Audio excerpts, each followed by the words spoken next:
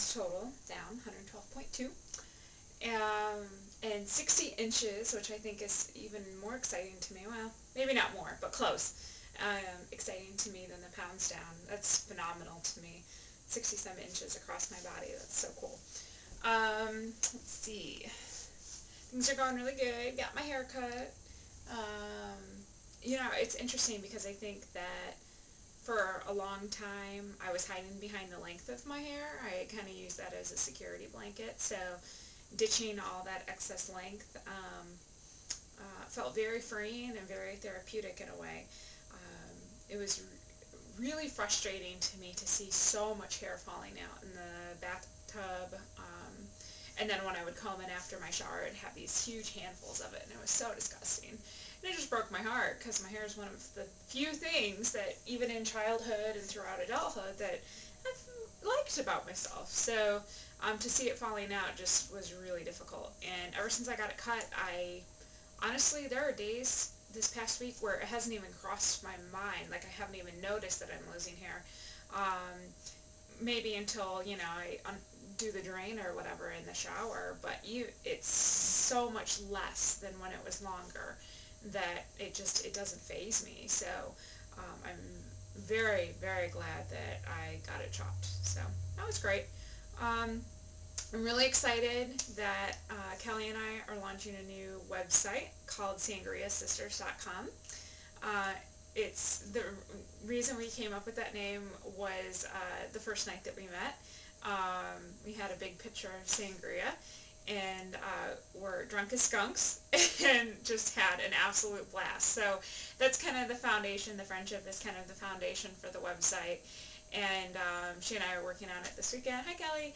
And I'm really excited about it because we're going to chronicle, you know, our two different weight loss journeys. And obviously I've had surgery.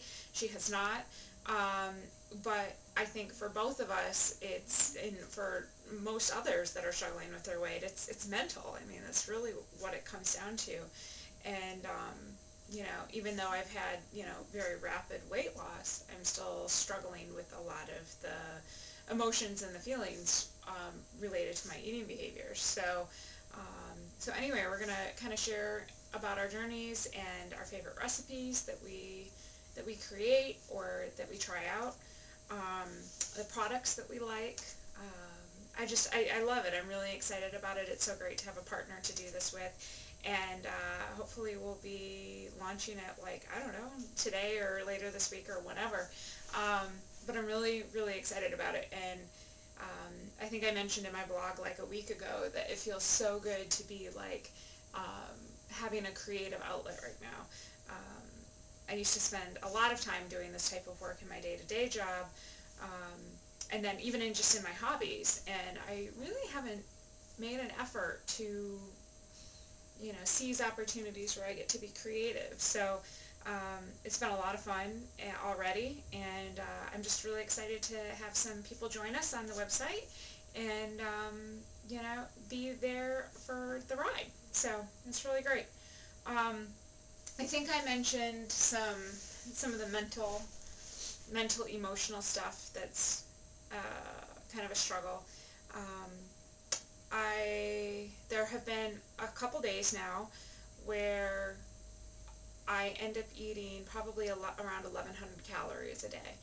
And I notice that it's typically, you know, around my female time or whatever, my period.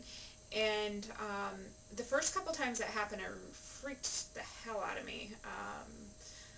I normally eat about 800 calories a day, so to be able to eat 1,100, I know for those of you that haven't had weight loss surgery, you're like, please, you know, 800, 1,100 calories, whatever. But for those of us that have surgery, and if you spend any time on obesityhelp.com, you'll see that there are a large number of people that when they're at the phase that I'm at, that they're eating, you know, 700, 800 calories a day. So it's hard to not get into that habit of comparing yourself to others. But it's interesting because the days that I tend to eat more, the following few days I tend to lose a little bit more. So what that indicates to me is that my body really is in need of those extra calories. It's just scary because you wonder, did I break my tool? You know, did I stretch my stoma even though I know that I haven't?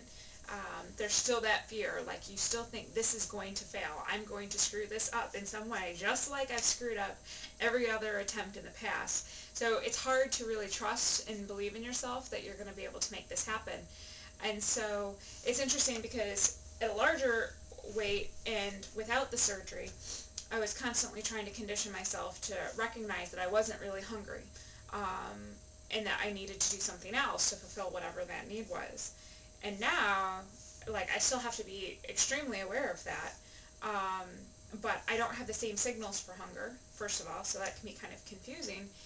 And I'm experiencing more and more that drained feeling where I know that I need more fuel.